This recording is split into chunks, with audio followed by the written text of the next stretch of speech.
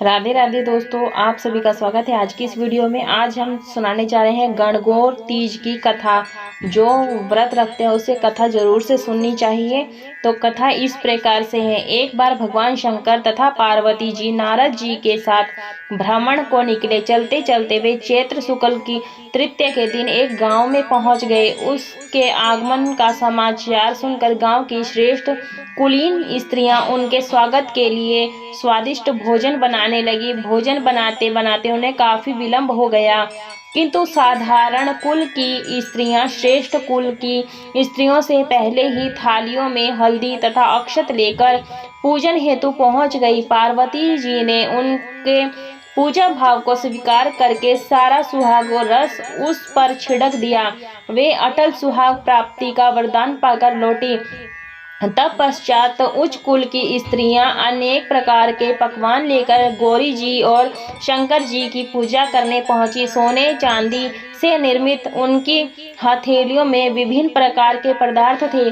उन स्त्रियों को देखकर भगवान शंकर ने पार्वती जी से कहा, तुमने सारा सुहाग रस तो साधारण कुल की स्त्रियों को ही दे दिया, अब इन्हें क्या दोगी? पार्वती जी ने उत्तर दिया, प्राणनाथ, आप इनकी चिंता मत कीजिए।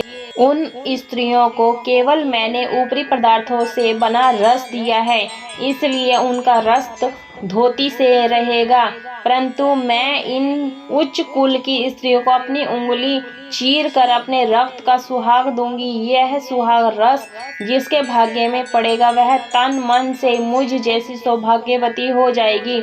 जब स्त्रियों ने पूजन समाप्त कर दिया तब पार्वती जी ने अपनी उंगली चीरकर उन पर छिड़क दी। जिस पर जैसा छींटा पड़ा उसने वैसा ही सुहाग पा लिया। तब पश्चात भगवान शिव की आज्ञा से पार्वती ने नदी तट पर स्नान किया और बालू की शिव मूर्ति बनाकर पूजन करने लगी। पूजन के बाद बालू के पकवान बनाकर शिव जी को भोग लगाया। पद दक्षिणा करके नदी तट की मिट्टी से माथे पर तिलक लगाकर 2 कण बालू का भोग लगाया।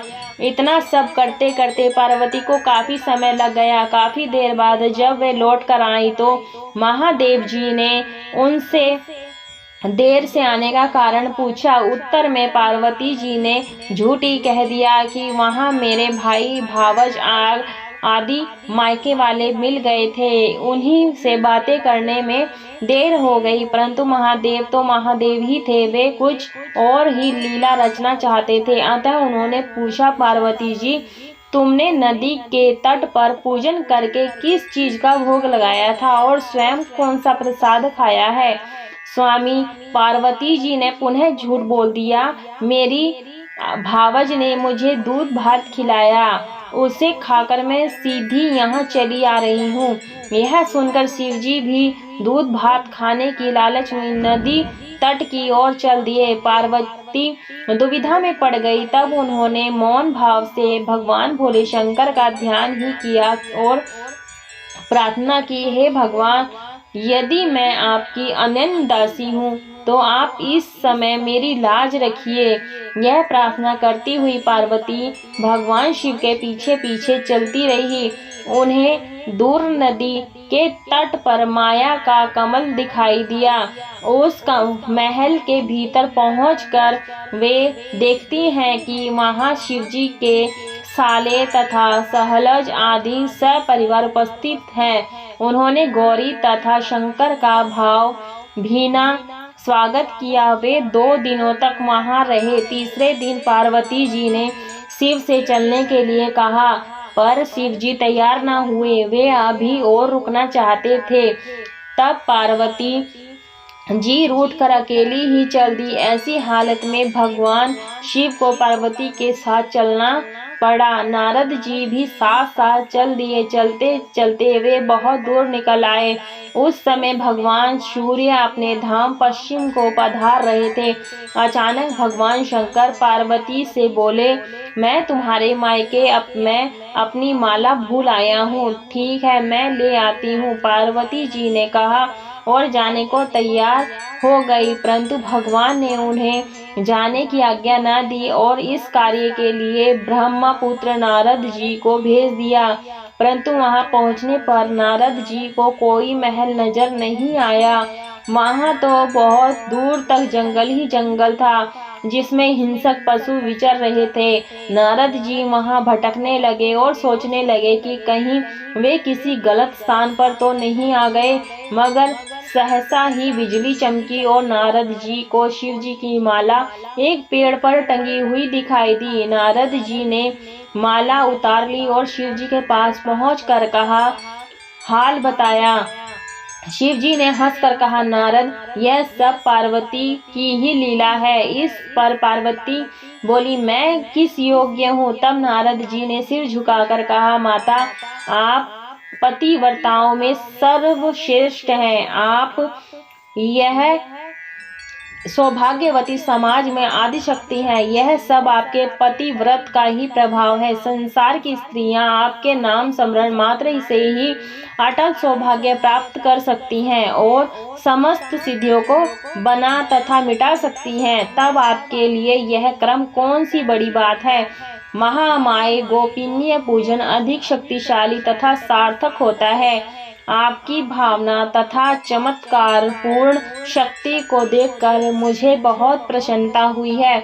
मैं आशीर्वाद रूप में कहता हूँ कि जो स्त्रियां इस तरह गुप्त रूप से पति का पूजन करके मंगल कामना करेंगी, उन्हें महादेव जी की कृपा से दीर्घ आयु वाले पति का संसर्ग मिलेगा। तो ये था गणगौर व्रत की कथा। तो ये यहाँ कथा संपन्न होती है। इसके बाद हम विनायक जी की कथा सुनेंगे। कथा जरूर से सुननी चाहिए, तभी हमारी पूजा संपूर्ण मानी जाती है। तो कथा इस प्रकार से है, सुनिए। विनायक जी भगवान, मेरे एक अंधे बुढ़िया मेरे पति के बेटे व बहुत थे। वे बहुत गरीब थे। बुढ़िया माई के प्रतिदिन गणेश जी की पूजा करने का नियम था। एक दिन गणेश जी भगवान से प्रसन्न हुए और बोले, बुढ़िया माई, साईं पूजा से मैंने वर मांग की। तब बुढ़िया मेरी बोली, हे कृपा सिंधु, मुझे तो मांगना नहीं आता। तब भगवान गणेश जी बोले, तेरे बेटे से पूछ ले। तब बुढ़िया माई बेटे से बोली तो बेटा बोला, माँ धन मांग ले। बहू से पूछा तो बहू बोली, माँ पोता मांग लो। तब मैंने सोचा, ये दोनों अपने अपने मतलब की मांग कर रहे हैं, क्यों ना पड़ोसन से पूछ लूं। पड़ोस से पूछा तो पड़ोस की बोली, तू क्यों धन मांगे, क्यों पोता? तू तो अपने लिए दीदा, गोंडा, आँख और घुटने मांग ले। तब बुढ़िया माई होम आई और सोचा कि ऐसी मांग की जाए जो बेटा बहू खुश हो जाएं और अपना भी काम हो जाए। दूसरे दिन गणेश जी भगवान आए और कहे, मेरी कुछ मांगे। तब बुढ़िया मेरी बोली, दीदा गोंडा देवो, सोने के पोते को दूध पीता देखूं, अमर सुहाग देवो, निरोगी काया देवो, सभी को सुख देवो। तब भगवान गणेश जी बोले, माई तूने तो मुझे ठग लिया। सभी कुछ मांगे गए और कहते हैं मुझे मांगना नहीं आता। पर ठीक है। तब तथास्तु देशीय भगवान गणेश जी अंतर्ध्यान हो गए। बुढ़िया मेरे लिए सब सुख हो गया। हे गणेश जी भगवान के रूप में बुढ़िया माई व उनके परिवार को दिया, वैसे धन के भंडार सबके भरना। ओम गणपते नमः। ओम गणपते नमः। जय गणेश भगवान की जय हो।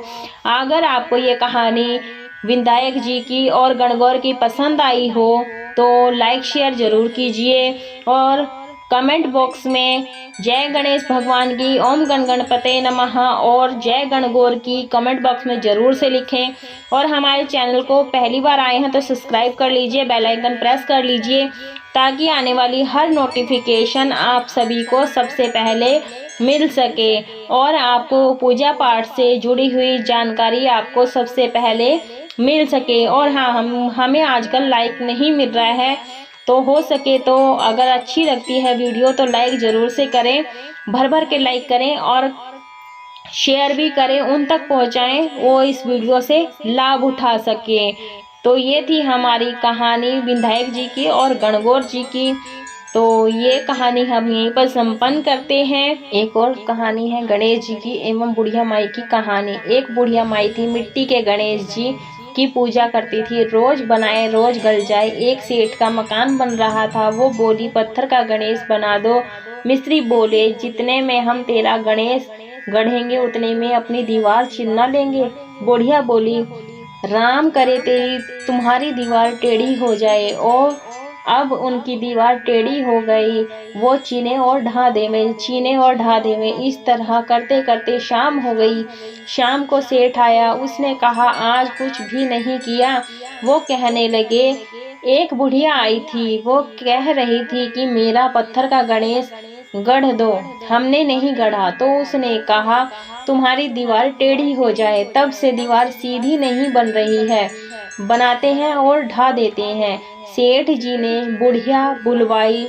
सेठ ने कहा, हम तेरा सोने का गणेश गढ़ देंगे, हमारी दीवार सीधी कर दो। सेठ जी ने बुढ़िया को सोने का गणेश गढ़ कर दिया। सेठ की दीवार सीधी हो गई। जैसे सेठ की दीवार सीधी की वैसे सबकी करना। सब तो इस प्रकार से हमारी विधायक जी की 2 कथाएं मैंने आपको सुना दी हैं।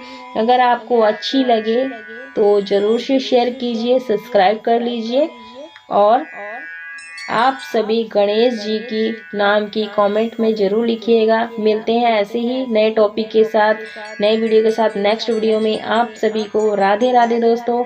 जय माता दी। नवरात्रों की हार्दिक शुभकामनाएं।